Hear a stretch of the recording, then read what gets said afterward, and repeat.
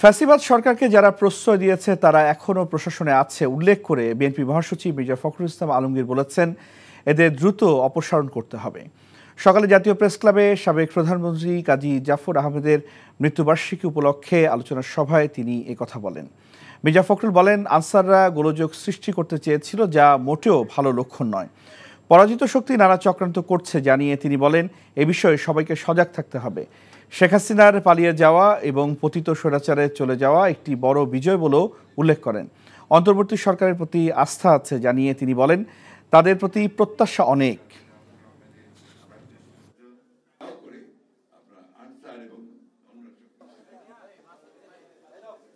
কবে নির্বাচন হবে রাজনৈতিক সিদ্ধান্ত, সঠিক অবশ্যই রাজনৈতিক সিদ্ধান্ত হবে, কিন্তু এই রাজনৈতিক সিদ্ধান্ত নেওয়ার জন্য তো রাজনৈতিক নেতা, রাজনৈতিক দল, রাজনৈতিক ব্যক্তিদের সঙ্গে আলোচনা করতে হবে।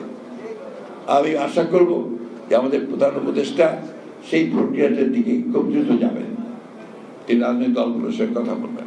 এই স্বৈরাচারের বিরুদ্ধে, ফ্যাসিবাদের বিরুদ্ধে লড়াই গত 15 বছর করতে গিয়ে আমাদের প্রায় 60 লক্ষ মানুষের বিরুদ্ধে মিথ্যা মামলা হয়েছে, গায়েবী মামলা হয়েছে, সেগুলোকে অবিলম্বে তুলে ফেলতে হবে।